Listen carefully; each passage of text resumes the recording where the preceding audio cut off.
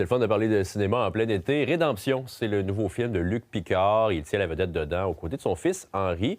D'ailleurs, le film sort dès demain et on y suit Marcel. C'est un tueur à gages à la retraite qui est forcé de reprendre du service à Montréal. Et bon, il y a une suite d'événements qui vont finir par mettre en danger la vie de sa propre fille à Paris.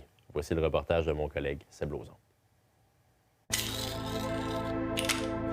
Ça fait 20 ans déjà que t'es clean. C'est pour ça que t'es parfait. Je sais ce que je te dois. Comment t'as pris soin de la petite. Comment qu'elle va, la beauté?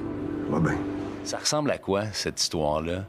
Quel est le contexte, le synopsis? C'est un film choral, d'abord, qui suit 8 personnages qui se connaissent pas tout à fait. Il y en a qui se connaissent, il y en a qui vont se connaître. Puis ça commence dans un resto à Montréal, un jour de tempête de neige où il y a un événement pas mal tragique et violent qui va se produire, qui va déclencher une série de réactions en chaîne, qui va influencer puis bouleverser la vie de ces 8 personnages-là. C'est preoccupado. Ça fait longtemps, Benito. J'ai une vie à cette heure. Toi, Alex, le support, ta musique, comment vous en êtes venus à travailler ensemble pour Rédemption? On s'est rencontrés dans un karaoké. Il y a Luc, en fait, mon projet instrumental. Puis j'ai passé, moi aussi, comme Henri, une audition. Là. Je suis allé chez Luc. Il m'a demandé, en fait, si je comprenais le film. Puis je pense que je l'ai assez compris pour qu'il me fasse confiance pour faire la musique. J'ai trippé au bout à travailler avec Alex. En plus, on avait besoin de... Moi, je voulais vraiment piano, cordes. C'est la seule chose que je savais. Puis aussi, je voulais avoir un thème qui avance.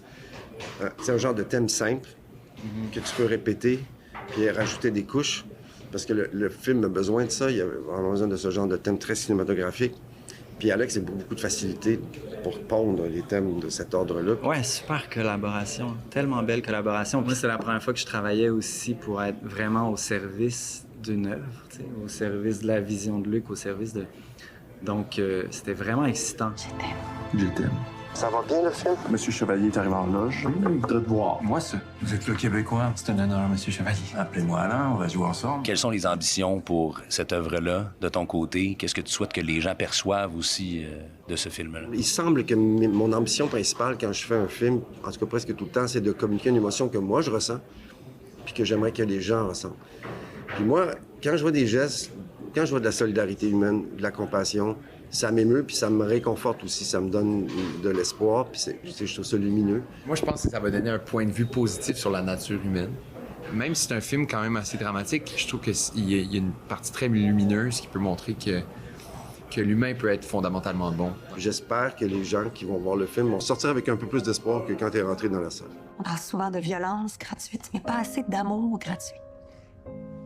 Ça existe.